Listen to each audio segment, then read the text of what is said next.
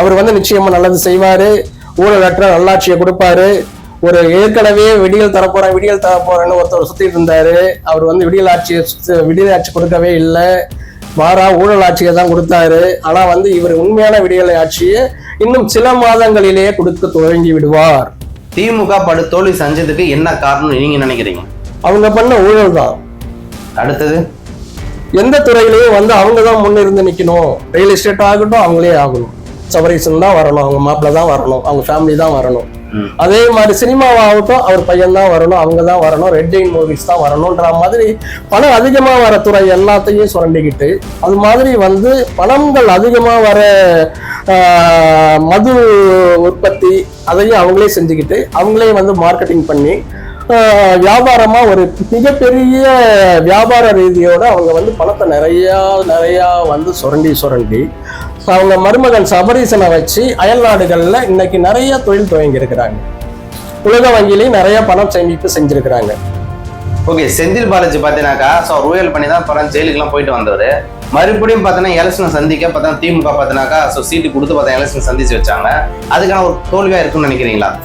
திமுகவை பொறுத்தளவு number one பாத்தீங்கன்னா அவங்க வந்து தமிழர்களுக்கான கட்சி அது கிடையாது, தெலுங்கர்களுக்கான கட்சி.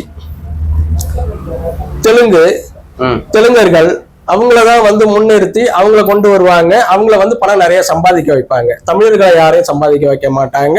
அது மாதிரி அவங்க கட்சியில உள்ளவங்க எல்லாம் பாத்தீங்கன்னா மெயின் லீடர்ஸ் எல்லாமே தெலுங்கர்களா தான் இருப்பாங்க. அதனால அது ஏன்னா அவங்க தெலுங்குன்றதுனால வந்து தெலுங்கை வந்து முன்னிறுத்தி தெலுங்கர்களை வந்து முன்னிறுத்தி கொண்டு போயிட்டு இருக்காங்க. அவங்க வந்து ஊழலை வந்து யார் அதிகமா ஊழல் பண்றாங்களோ அவங்களுக்கு மற்றவங்களும் முக்கியத்துவம் கொடுக்குறாங்க. தமிழர்களுக்கோ என் மாதிரி சோசியல் ஒர்க்கருக்கோ அவங்களுக்குலாம் வந்து ஒரு சீட்டு கொடுத்து அவங்கள வந்து கை தூக்கி விடணும், முன்னேற்றி விடணும், அவங்கள வச்சு நேர்மையான நல்லாட்சி செய்யணுன்ற நினைப்பே அவங்களுக்கு கொஞ்சம் கூட கிடையாது. அவங்கள பொறுத்தளவு அதிமுகவில் செந்தில் பாலாஜி அதிகமா ஊழல் பண்ணிட்டு இருந்தாரு. அதே ஊழல்வாதியை வந்து இவங்க இதுல அதிகமா பண்றாரு, நம்ம ஆட்சியை கொண்டு வந்தால் திமுகவிற்கு கொண்டு வந்தால் அதை விட அதிகமாக செய்வார், அவரை வைத்து நிறைய சம்பாதிக்கலாம் என்ற ஒரே காரணத்திற்காக செந்தில் பாலாஜியை திமுகவிற்கு கொண்டு வந்து அதே தொடர் ஊழலை அதிகமாக டாஸ்மாக் துறையில் அதிகமாக பண்ணி சிறை வரையில் கொண்டு செல்லப்பட்டார். பிறகு வந்து அவரையும் விடுதலை செய்து கொண்டு வந்து மறுபடியும் அவங்களுக்கே வந்து அதே போஸ்டிங் அதே மந்திரி பதவி கொடுத்து மறுபடியும் ஊழலை தொடர்ந்து பண்ணிட்டு இருந்தாங்க. அதெல்லாம் மக்கள் வந்து வெறுத்துட்டாங்க. அதெல்லாம் பார்த்துட்டு வெறுத்துட்டுதான் இன்னைக்கு வந்து ஆட்சியை மாத்தினாங்க. ஓகே, இப்ப திமுக அழிஞ்சதுக்கு காரணம் 3 காரணம் சொல்றாங்க. மன்னராட்சி, எம்எல்ஏ பையன் எம்எல்ஏ, மந்திரி பையன் எம்எல்ஏ சீட்டு கொடுக்குறாங்க. ஓகேங்களா? அதை தாண்டி இப்ப சிஎம் பையனுக்கு துணை முதலமைச்சர் பதவி. இதே போல மன்னராட்சி பார்த்தீங்கன்னா தொடர்ந்து வந்திருந்தது. இது பற்றி உங்க கருத்து என்ன? இதனால இந்த தோல்வியில் இருக்கு. இது வந்து மன்னராட்சி கிடையாதுங்க, ஊழல் வாரிசாட்சி. ஊழல் அதிகமா பண்றவன் பையன் அதிகமா ஊழல் பண்ணுவான், அதே ஜீனு தான் அவனுக்கும் ஓடும். அதனால அவனையே தேர்ந்தெடுத்து இவங்க வந்து ஆட்சியில் அமைத்துறாங்க. அதுதான் வந்து இவங்க தேர்ந்தெடுக்கிறாங்க. இதெல்லாம் மன்னராட்சி எல்லாம் கிடையாது. திமுக போஸ்டர் ஒட்டினவன் கொடி பிடிச்சவனுக்கு அந்த அவங்க எல்லாம் சீட்டு கொடுக்கறதுக்கு வாய்ப்புகள் இல்லையா? அவங்க கடைசி வரையிலும் வந்து போஸ்ட் ஒட்டிட்டு தான் இருக்கணும். கொத்தடிமைகள் தான். யாருமே வந்து பரம்பரையா திமுகவா இருப்பாங்க. அவங்க எல்லாம் பாத்தீங்கன்னா பரம்பரையா போஸ்டர் தான் ஒட்டிட்டு இருப்பாங்க.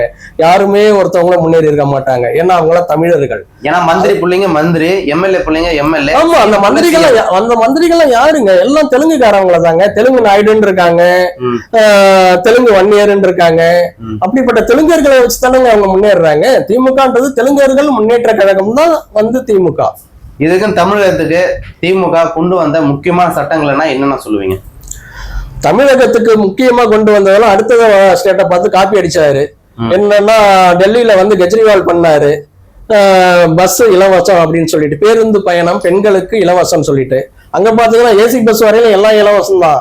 இவர் பண்ணது என்னன்னா எப்பயாவது ஓடுது பாத்தீங்களா ஒயிட் போர்டு, அந்த ஒயிட் போர்டுக்கு மட்டும்தான் பெண்களுக்கு இலவசம் சொல்லி அது வந்து பாவனை காட்டி அதை மட்டும் செஞ்சு விட்டு. அதுலயே ஒரு குற்றச்சாட்டு இருக்கு. எப்பனா ஒரு வாட்டி தான் பஸ் வருது, அந்த ஒரு பஸ்லயே பாத்தீங்கன்னாக்கா ஒரு குறிப்பிட்ட அளவுக்கு ஒரு 50 பேர் 100 பேர் தான் ஏறலாம். ஆனா அதுல கிட்டத்தட்ட ஒரு 200 பேருக்கு மேல ஏறி நசுக்கிற அளவுக்கு பெண்கள் இருக்காங்க. அது மூலம் மூச்சு திணறு அதிகமா இருக்கு. நடந்து முடிஞ்ச கதை. இப்ப ஆட்சியே போயிடுச்சு, அவரை விடுங்க, அடுத்தது பேச கேளுங்க. இல்ல, அதெல்லாம் மிகப்பெரிய குற்றச்சாட்டு ஆனதுனாலதான் இப்ப ஆட்சி மாற்றங்களே வந்திருக்குன்றத நான் உங்ககிட்ட சொல்ல வரேன். ஆமா, அது உண்மைதான், 100%